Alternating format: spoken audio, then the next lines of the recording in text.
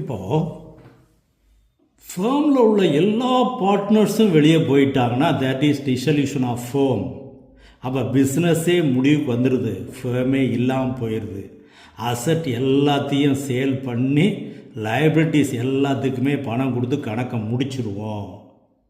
ஆனால் அதே நேரத்தில் 1 or 2 பார்ட்னர் ரிட்டையர்ட் ஆகுறாரு அல்லது எக்ஸ்பயர்ட் ஆகுறாரு, that is reconstitution of firm. அப்போ பார்ட்னர்ஷிப் தான் மாறுது. That is relationship among the partners change.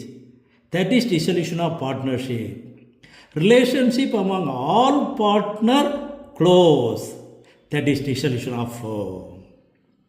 அப்போ பார்ட்னர்ஷிப் மாறும்போது பிஸ்னஸ்ஸு தொடர்ந்து இருக்கும். அசட்ஸும் லைபிலிட்டிஸும் ரீவேல்யூ பண்ணி புக்கில் எழுதி வச்சுக்கிடுவோம். எக்கனாமிக் ரிலேஷன்ஷிப் தொடர்ந்து நடந்துக்கிட்டே இருக்கும். இந்த பார்ட்னருக்குள்ளே உள்ள ரிலேஷன்ஷிப் சேஞ்ச் ஆகிறதுக்கு கோர்ட் எதுவுமே தலையிட முடியாது.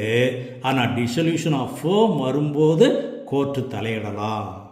அப்படி எந்த நேரத்தில் எல்லாம் ஃபேர்மை க்ளோஸ் பண்ணலாம் அப்படின்னு சொன்னால், முதல்ல எல்லா பார்ட்னரும் சம்மதிச்சாங்கன்னா அக்ரிமெண்ட் பை பார்ட்னர்ஸ் ஃபேர்மை க்ளோஸ் பண்ணலாம்.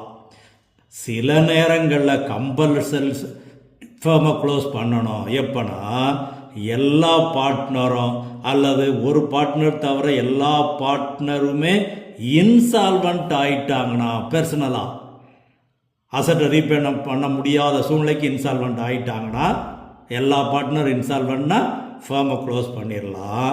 நம்ம நடத்தக்கூடிய பிஸ்னஸ் இல்லீகல் அப்படின்னு கவர்மெண்ட்லேருந்து அனௌன்ஸ் பண்ணிட்டாங்கன்னா அப்பையும் க்ளோஸ் பண்ணலாம். சில நேரங்களில் நம்மகிட்ட இருக்கக்கூடிய பார்ட்னரு நம்ம சேர்த்தது சரியில்லை, சட்டப்படி அன்லாஃபுல் அப்படின்னு சொன்னாலும் கம்பல்சரியாக டிசால்வ் பண்ண வேண்டி இருக்கும். அது மற்ற நேரங்களில் ஒரு பார்ட்னர் எக்ஸ்பயர்ட் ஆனாலும் சரி, இல்லை ஒரு பார்ட்னர் இன்சால்வெண்ட் ஆனாலும் சரி, ஃபேர்மை க்ளோஸ் பண்ணலாம், இல்லை தொடர்ந்து நடத்தலாம். That is certain concerns. அதே இது சில நேரங்களில் கோர்ட் ஆர்டர் போடலாம். இப்போ ஒரு பார்ட்னரு தவறான செயல் செஞ்சிடறாரு, கில்ட்டி ஆஃப் மிஸ்கண்டக்ட். அவரை வச்சுட்டு நம்மளால் தொழில் பண்ண முடியலை, அப்போது ஃபேர்மை க்ளோஸ் பண்ணலாம். இல்லை ஒரு பார்ட்னர் இன்சான் ஆயிடுறாரு, பித்தனில் இறஞ்சிடுறாரு, அவரை வச்சுக்கிட்டு நம்மளால் தொழில் பண்ண முடியலை அப்படின்னு இருக்கலாம். இந்த மாதிரி ஒரு சூழ்நிலைகளில்